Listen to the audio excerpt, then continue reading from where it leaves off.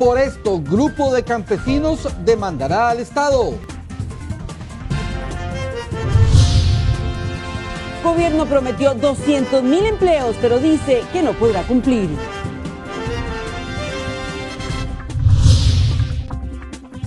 Equipos y máquinas para asfaltar calles también se desperdician en bodega del MOP desde hace 8 años.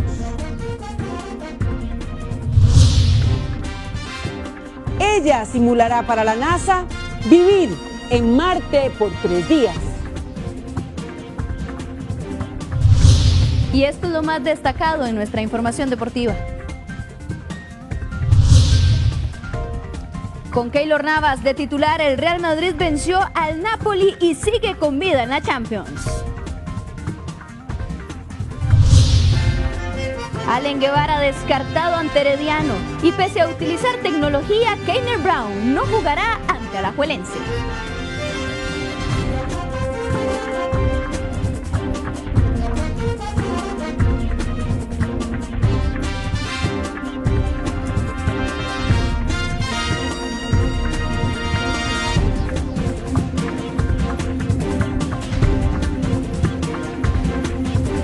Este es el detalle de las noticias. Un padre de familia sospechoso de violar y de embarazar a su hija en Heredia quedó tras las rejas. Una apelación de la Fiscalía provocó el cambio de medidas. El Tribunal Penal de Heredia coincidió esta vez con la Fiscalía sobre el riesgo que representa el sospechoso para su propia hija. Este vecino de Heredia en una primera audiencia quedó libre y con medidas alternas a la prisión preventiva. Lo vulnerable de la víctima de 16 años, la posible obstaculización del proceso por ser el padre, el peligro de fuga y la gravedad de los hechos que se acusan, pesaron para que desde hoy el sujeto purgue prisión preventiva. 3 meses, según estableció un tribunal penal de Heredia.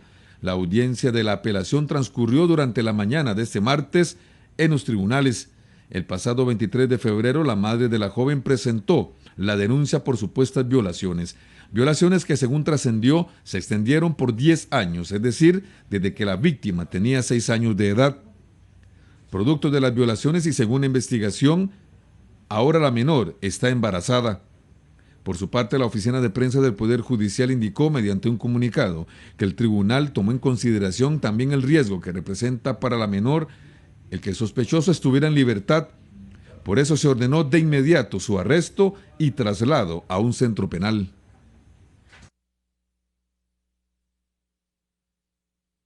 $32.000 mujeres abandonan los procesos judiciales tras poner denuncia por violencia doméstica. Planean crear una unidad especializada en el OIJ para corregir errores en las investigaciones.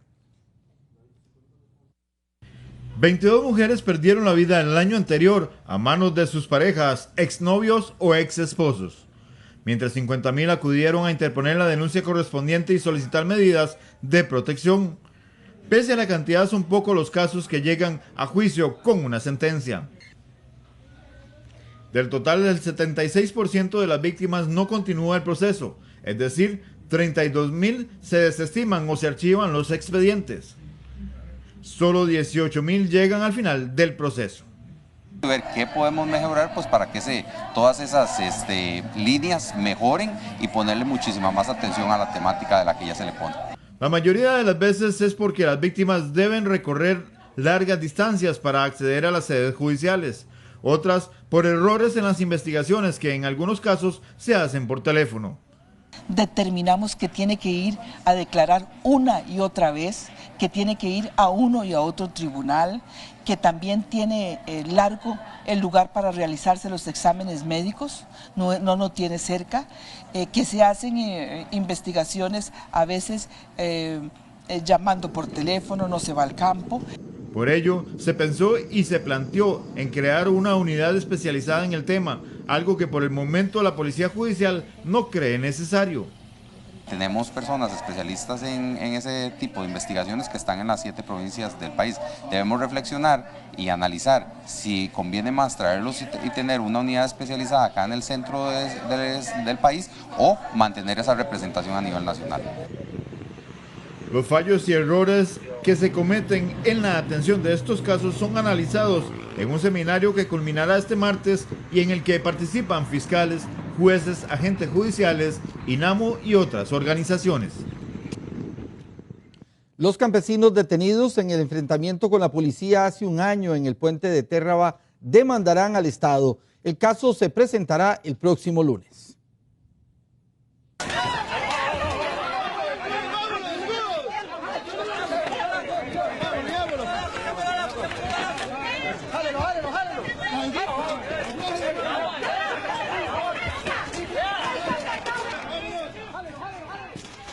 Febrero 2016, 6 campesinos fueron detenidos durante una manifestación en el puente sobre el río Térraba. El caso se dio por el conflicto que sostenían las familias campesinas en la finca Changuina. La Sala Constitucional falló a favor de los campesinos, por eso harán el reclamo ante el Tribunal Contencioso Administrativo. Se logró demostrar en la investigación que efectivamente se violentaron nuestros derechos, que hubo exceso de autoridad y se habla de una compensación económica. No obstante, pues para nosotros aquí lo importante es dejar claro que como campesinos que somos, lo que nos interesa y por lo que hemos luchado siempre es por el derecho a la tenencia de la tierra. La presentación de la demanda contra el Estado será el próximo lunes 13 de marzo. Ahí se darán detalles del reclamo económico que harán los campesinos con este caso. Con 50 allanamientos este martes se desmanteló uno de los grupos más grandes y más organizados de narcotráfico. Algunos de sus miembros incluso tenían hasta un salario fijo dentro de la organización criminal.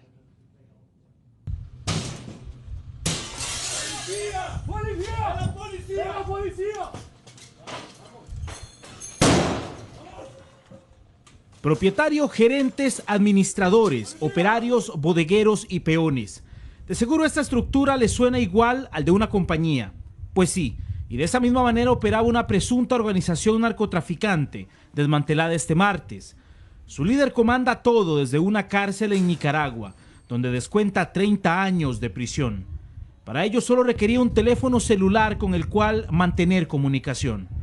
En total el OIJ, en conjunto con la Fiscalía y Seguridad Pública, realizaron 50 allanamientos, logrando la captura de 40 sospechosos. 6 más permanecen en fuga. La agrupación está recibiendo embates fuertes de parte de los grupos represivos del Estado, pero que ocupamos pues entonces ahora destinarnos y dirigirnos a atender otras áreas o otras necesidades por otros segmentos del Estado. Se trata de un grupo liderado por un hombre identificado con el alias del Pollo. Junto a él 2 gerentes u hombres de confianza. Seguidamente estaban 4 administradores. Ellos lideraban un grupo, cada uno, y tenían un salario fijo de entre 300,000 y 400,000 colones. Cada uno de estos grupos estaba integrado por vendedores de droga, empacadores de las dosis, mujeres que se encargaban de almacenar las drogas y finalmente los pistoleros. Estos últimos eran los encargados de atacar a los integrantes de bandas rivales o bien castigar a los que no aceptaran las reglas del grupo. Los allanamientos tuvieron lugar en Desamparados, Curridabat, San José Centro, La Unión y Guapiles, en los que se decomisaron armas, drogas y dinero en efectivo. A ellos se les relaciona con 2 homicidios por ajustes de cuentas y 2 tentativas de asesinato. Los 40 detenidos serán entrevistados en el Juzgado Penal de Desamparados y posterior a ello se realizará una audiencia para definir su situación. En algunos casos se pedirá prisión preventiva. Para las audiencias la Fiscalía confirmó que se contará con el apoyo de 20 jueces. En principio vamos a pedir contra todo, ¿verdad? La excepción va a ser no pedir las medidas cautelares. Es importante señalar de que dentro del diseño operacional de lo que estamos haciendo ya está previsto el suministrarle a la República de Nicaragua, al Ministerio Público de Nicaragua, los insumos necesarios para que ellos determinen en su soberanía si proceden a ampliar cargos contra Fajardo. Pero lo tenemos, todo el ámbito probatorio lo hemos trabajado detenidamente. Es una operación que ha llevado mucho tiempo y esa parte está prevista para los próximos días. Este es el segundo golpe que le propinan las autoridades a la llamada Banda del Pollo. En el 2015 se detuvieron 27 personas, quienes ahora descuentan penas de hasta 8 años al acogerse a un proceso abreviado.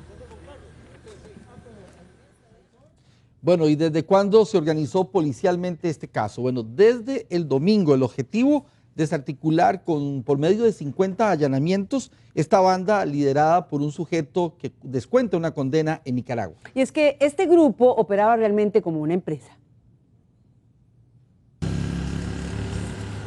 La satisfacción es evidente para las autoridades policiales del país, pero para ellos ahora debe haber una reacción de parte de otras autoridades de gobierno para evitar que las comunidades liberadas de los vendedores de droga vuelvan a ser tomadas. Mediante 50 allanamientos se logró la captura de 40 sospechosos y 6 más siguen en fuga. Esperamos estarles formulando cargos porque hemos estado en un proceso muy minucioso de seguimiento, de investigación, acumulando las pruebas para presentar acusaciones por el delito de tráfico de drogas. También están involucrados el tema de las armas, al menos 2 tentativas de homicidio y 2 homicidios. Al grupo, que operaba como si se tratara de una empresa, pues algunos hasta salario tenían, es liderado por un hombre quien descuenta 30 años de prisión en Nicaragua por esta misma causa. A ellos les decomisaron 5 millones de colones, 13 armas de fuego, entre ellas una AK-47, 27,000 dosis de drogas varias, 4 kilos de cocaína y 5 de marihuana, además de 3 vehículos. Están directamente relacionados con la actividad criminal o con la actividad de tráfico. Estas situaciones de homicidio son consecuencia directa y la materialización de la violencia que emana de la propia organización y que están dirigidas contra agrupaciones rivales o contra propios integrantes del grupo criminal para efectos de normar su comportamiento y de alguna manera tener un sistema de disciplina interna. Este caso es sumamente exitoso para el organismo de investigación judicial, es sumamente exitoso para el Ministerio Público, pero me parece que es además muy importante para el país. Los sospechosos fueron entrevistados la tarde de este martes por la Fiscalía y se espera que en las próximas horas se fije la hora y lugar para ser presentados ante el juzgado penal y solicitar medidas cautelares en su contra. A 2 hermanos nicaragüenses los declararon culpables por la muerte de un niño de 12 años en nuestro país. Los sospechosos intentaron robar la motocicleta en la que viajaba el menor junto a su primo de 15 años en junio pasado en Pocosol. Los sujetos ataron a la víctima a la motocicleta y le provocaron la muerte, luego escaparon a Nicaragua. La policía de ese país después los capturó. La condena contra ambos se conocerá en los próximos días. Las negociaciones por los roles de los policías continúan y ahora habrá un nuevo horario. Trabajarán 3 días y descansarán 3. Aún falta definir si será un mes completo, 3 días trabajando de día y 3 de descanso. Y el siguiente mes los 3 días serán de noche y así sucesivamente. Las secciones de la policía en la Asociación Nacional de Empleados Públicos aplauden el nuevo rol. Y ayer tomé la decisión de suspender, dejar sin efecto el rol de 4x2 y a partir del día de hoy a una población de 2.300 policías que son los que están afectados por el anterior rol. Aquí queda de manifiesto que teníamos razón, que sí se podía implementar un rol que viniera a favorecer la equidad en las cargas de trabajo, la salud y el derecho a la familia de nuestros funcionarios. Una procesadora para reciclar asfalto que costó casi 200 millones de colones y un camión cisterna de 72 millones están completamente nuevos y botados en una bodega del MOP. Los equipos millonarios se suman a otros que sirven para acumular telas de araña, también polvo y herrumbre. Más adelante tendremos la segunda entrega de esta investigación de Noticias Repretel. ¿Qué dice el MOP? Lo veremos. Los incidentes que atienden los bomberos a causa de los fuertes vientos que se presentan en nuestro país aumentaron en un 42%. En lo que llevamos del año, Bomberos atendió 369 emergencias por los vientos, de las cuales 25 ocurrieron el pasado fin de semana. La Cámara de la Construcción de Costa Rica afirma que es importante revisar los techos cada 4 meses para evitar inconvenientes que podrían generar una nueva emergencia.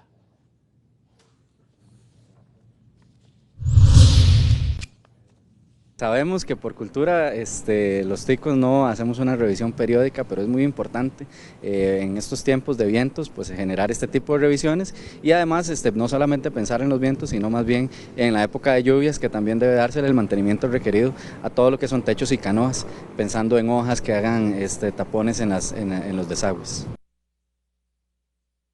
El exceso de ruido en los alrededores de algunos hospitales de nuestro país le roba la paz y la tranquilidad a los pacientes internados. Y es que, piénselo usted también, el reposo es también parte del tratamiento que necesitan para recuperarse. Este es el exceso de ruido que soportan algunos pacientes en los hospitales centrales del país.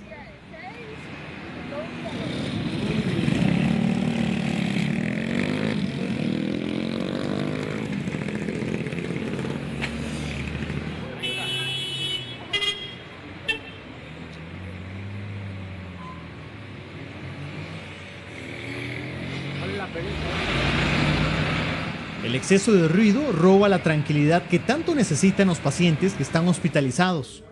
El ruido afecta terriblemente este hospital porque generalmente los vehículos al salir, después de hacer el alto ahí, lo hacen con demasiada fuerza, cuando se puede salir más suavemente y afectaría todo menos y habría menos smog a la vez.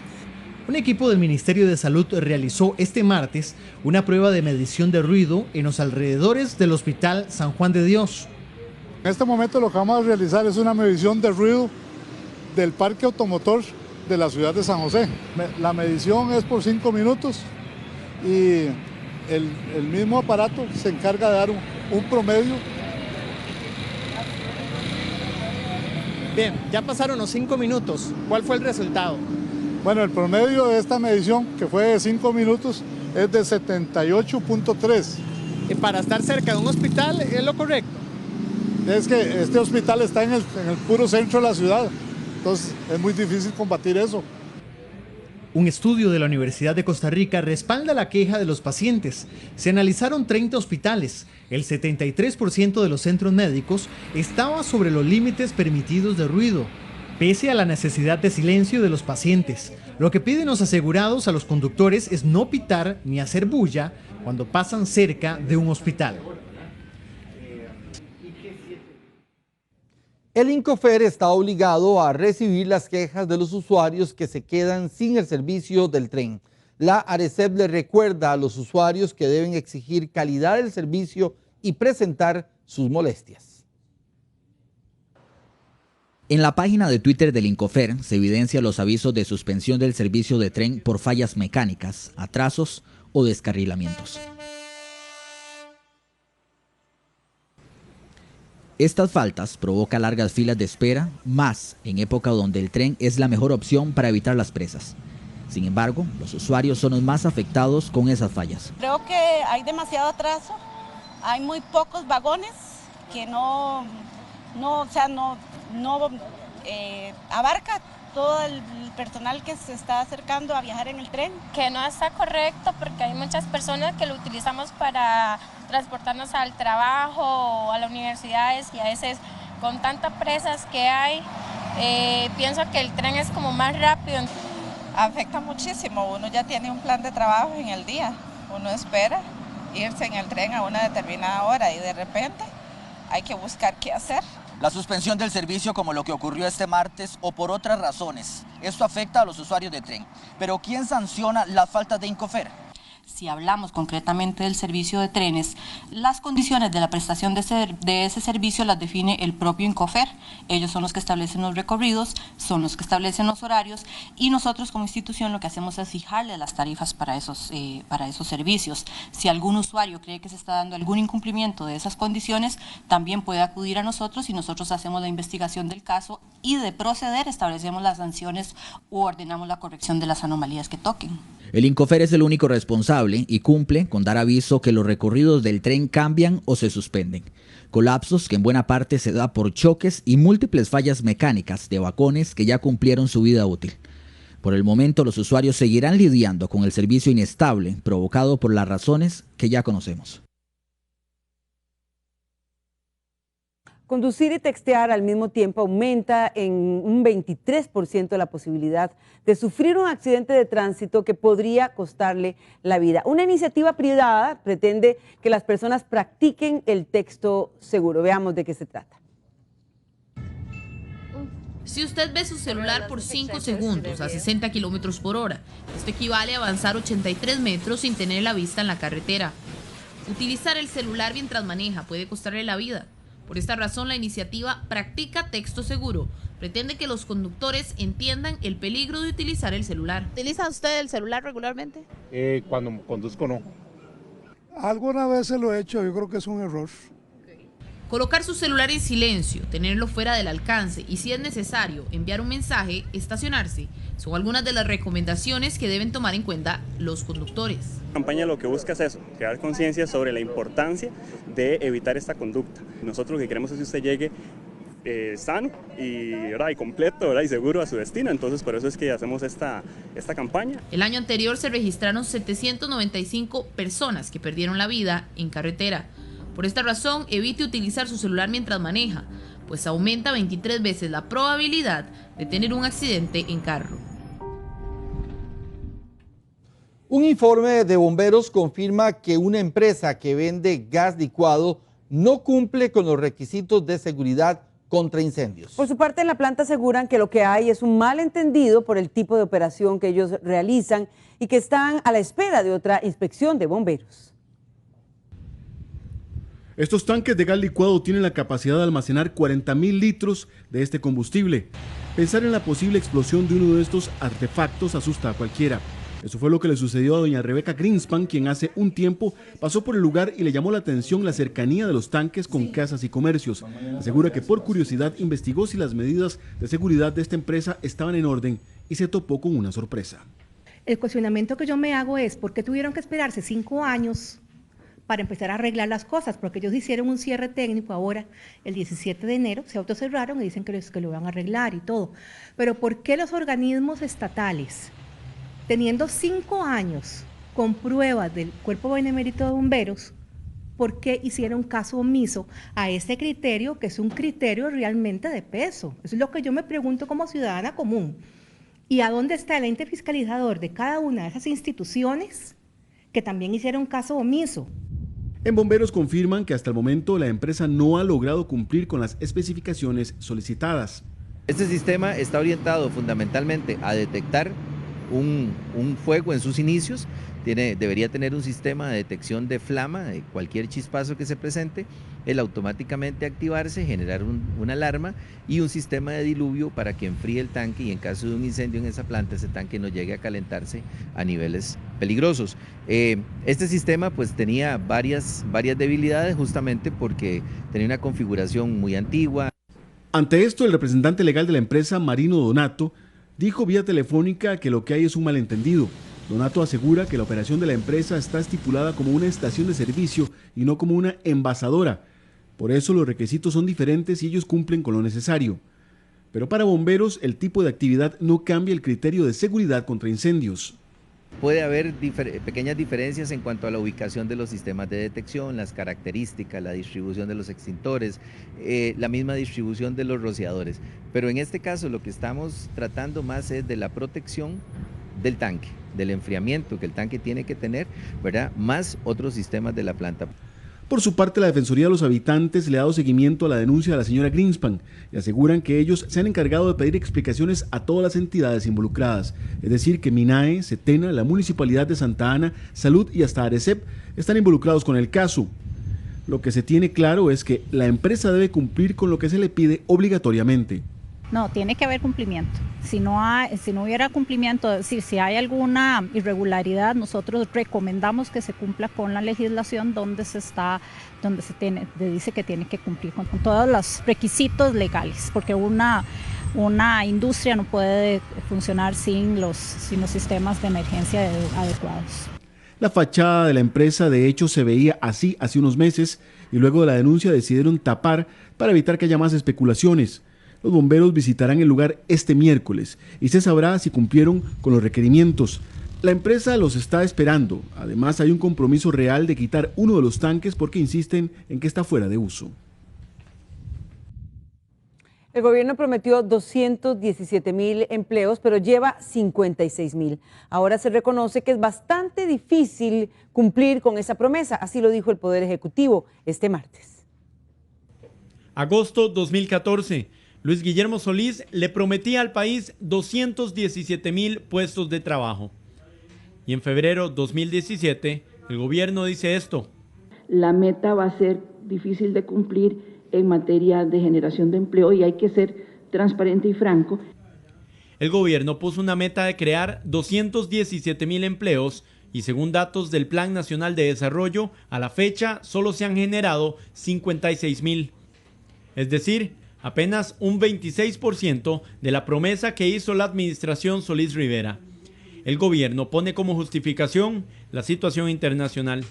Y esto obedece a una situación particular que incluso no solamente es de la economía costarricense, sino de la economía mundial. Y es que pese a que hay crecimiento económico, no hay igual ritmo de generación de empleo.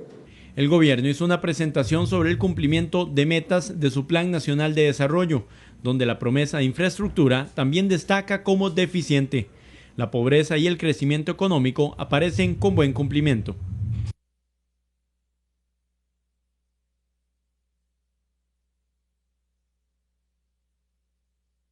Los planteles del MOB están saturados por motos y vehículos decomisados. Un buen ejemplo ocurre en el plantel de la Guásima de Alajuela, que en 9 meses ya está casi lleno. En unos 9 meses, este plantel del MOB en la Guásima ya tiene más de 1.600 vehículos decomisados. A este ritmo, las autoridades sospechan que pronto será pequeño, como sucede con los otros. En los planteles del Tránsito y el COSEBI se tienen 5.900 carros, 27.300 motos y 1.139 bicicletas hasta el 1 de marzo.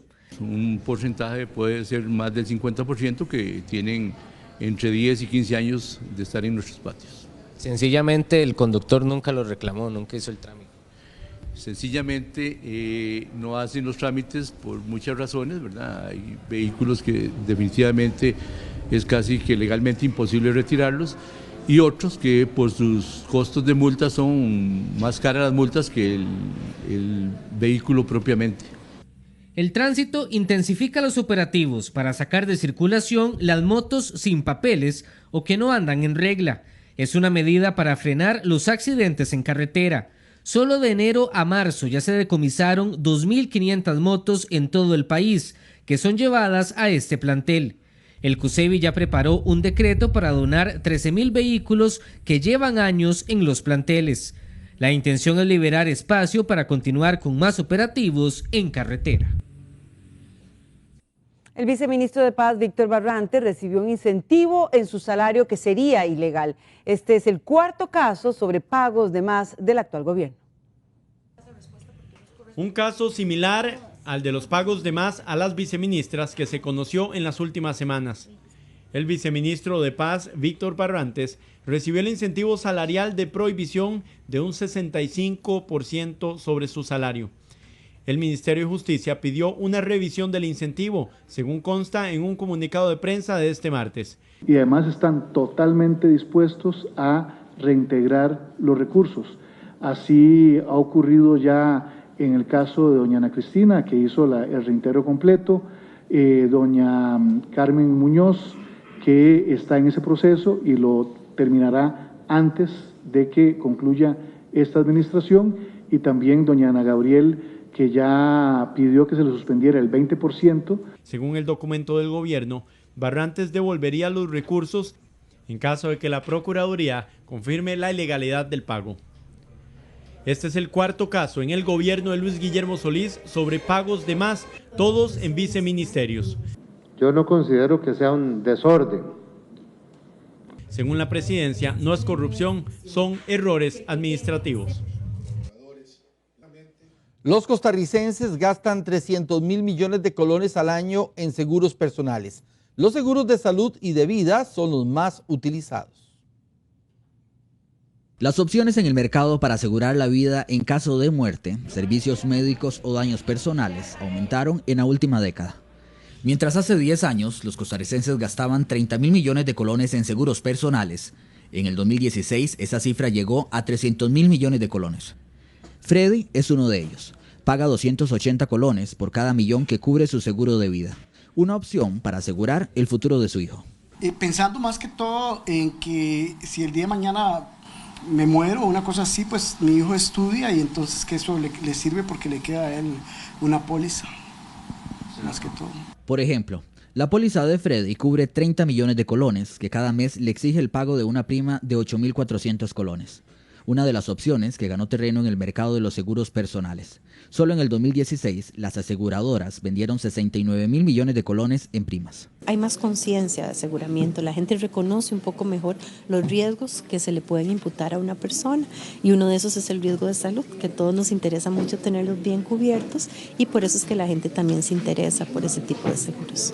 Los seguros colectivos de vida ofrecen la indemnización económica del asegurado en caso de morir y él deberá elegir en el contrato quiénes serán los beneficiados de la póliza. Un ocelote o manigordo tienen disputa al SINAC con un grupo de vecinos de Puerto Jiménez. Los vecinos están dispuestos y molestos porque el SINAC decomisó a este felino y lo trasladó a un refugio privado, aduciendo que lo tenían como mascota en un centro turístico.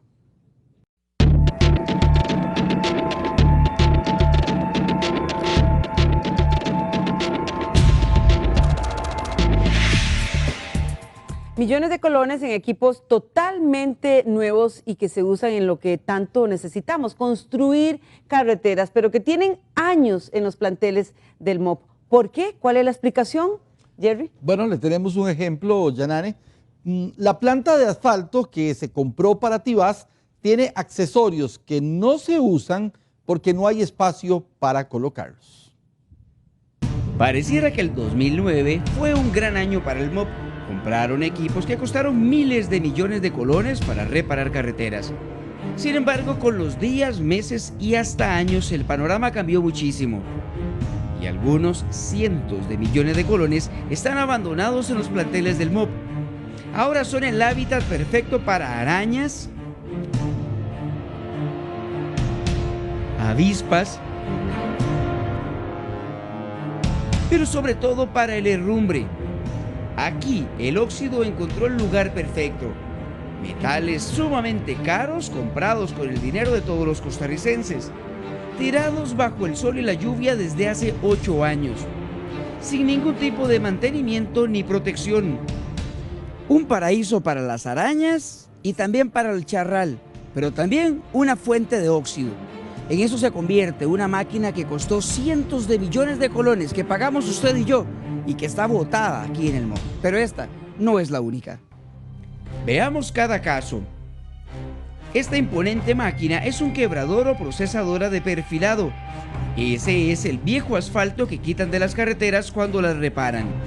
Sirven para hacerlo polvo y luego mezclarlo con una emulsión o asfalto líquido para hacer nuevas carreteras.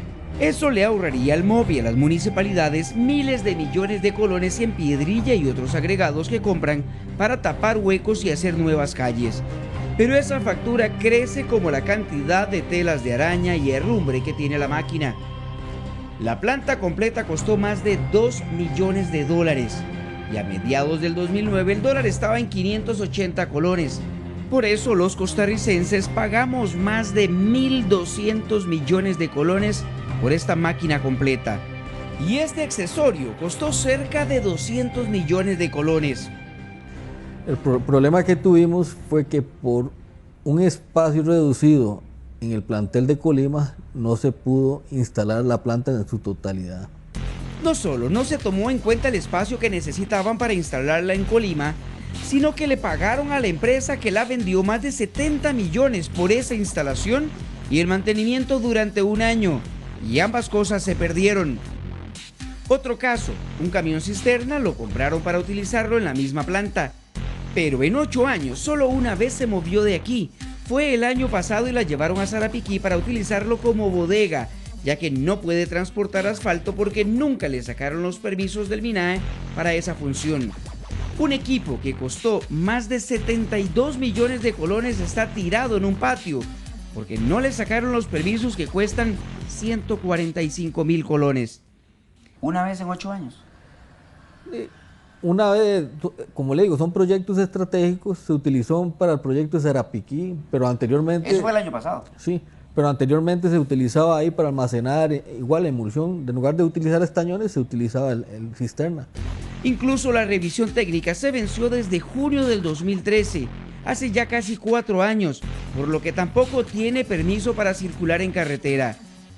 Pero los casos no terminan allí. ¿Construyen puentes en el MOB en este momento? Construimos no, digamos, asesora en el MOB aquí en la División de Obras Públicas no. Pero aunque no construyen puentes, compraron esta millonaria máquina de soldar. Costó 13 millones de colones en el 2009 y desde ese día amontona polvo en una bodega. Pero eso no es lo peor. Esa máquina solo sirve para soldar estos pernos o especie de clavos. Y de esos compraron 74.000 piezas con su respectiva arandela de cerámica. Eso costó más de 71 millones de colones. Hoy, 8 años después, lucen así. Y para cerrar, un caso más reciente. Aún quedan en el plantel 13 vagonetas nuevas desde hace 6 meses. Cada una costó 65 millones de colones y su garantía está cerca de vencer, sin que lleguen siquiera a reparar las calles que tanto se necesita. En la próxima entrega, ropa y llantas nuevas, varillas para construir cientos de casas, todo a la basura. ¿Por qué?